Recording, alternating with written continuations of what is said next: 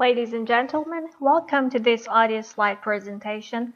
I'm Marjan Sharabiani, and for the next 5 minutes I will be discussing a recent paper titled Comparison of Parameters Affecting Gold Nanoparticle-Loaded Choroidal Melanoma Dosimetry, Monte Carlo Study, published in Radiation Physics and Chemistry, November 2017. In the current study, gold nanoparticles have been used as radiosensitizers to increase the contrast between tumor and normal tissue in two phantom test cases, namely a water phantom and a full Monte Carlo model of human eye. The Monte Carlo MCMP5 code was used to simulate both phantom test cases. The aim of the current study was to compare the response of gold nanoparticles-loaded tumor irradiated by high and low-energy photon sources in the presence of different sizes and concentrations of gold nanoparticles.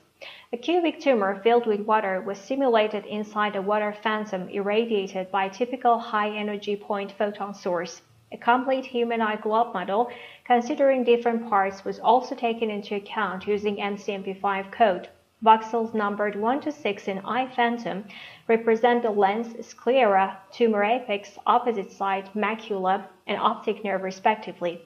The choroidal melanoma tumor was irradiated by a low-energy eye plaque containing palladium seeds.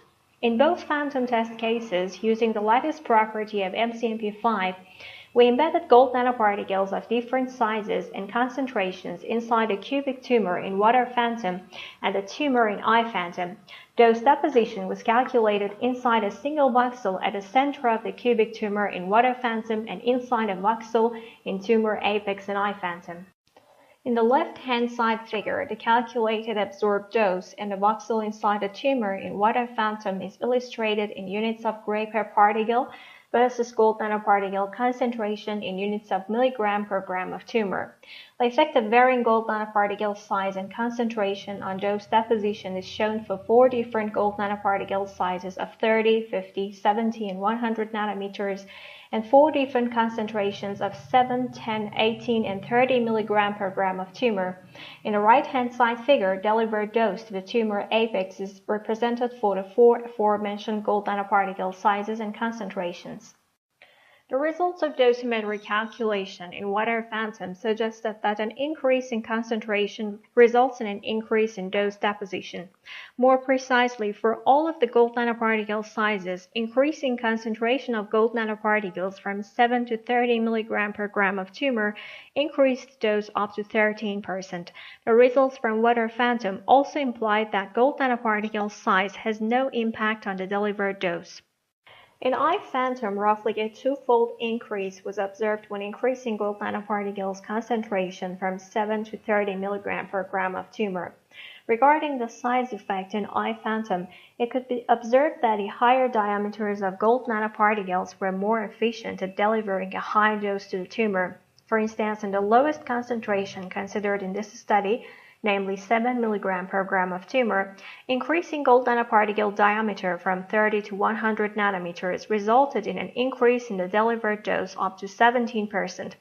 This increase in dose enhancement rises up to 23% for the highest concentration, that is 30 milligram per gram of tumor. It is evident from this figure that the gold nanoparticle size effect becomes more remarkable in higher concentrations, namely 18 and 30 milligram per gram of tumor.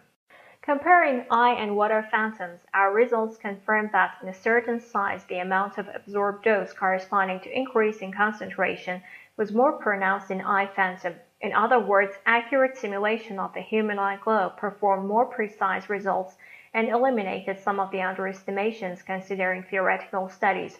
What can be deduced from our results was that large-sized gold nanoparticles, namely 100 nanometer in this report, accumulated in tumor area with a high concentration, was the optimal structure to gain the highest level of dose deposition. We also highly recommend using low-energy sources in combination with gold nanoparticles to achieve the highest dose enhancement in the tumor area. Finally, it's worth noting that the present work was carried out considering a limited range of gold nanoparticle sizes and concentrations. So, in order to report the optimum gold nanoparticle size and concentration in treatment planning of choroidal melanoma, comprehensive studies through a wide range of sizes and concentrations are a prerequisite which will be held in future works. Thank you.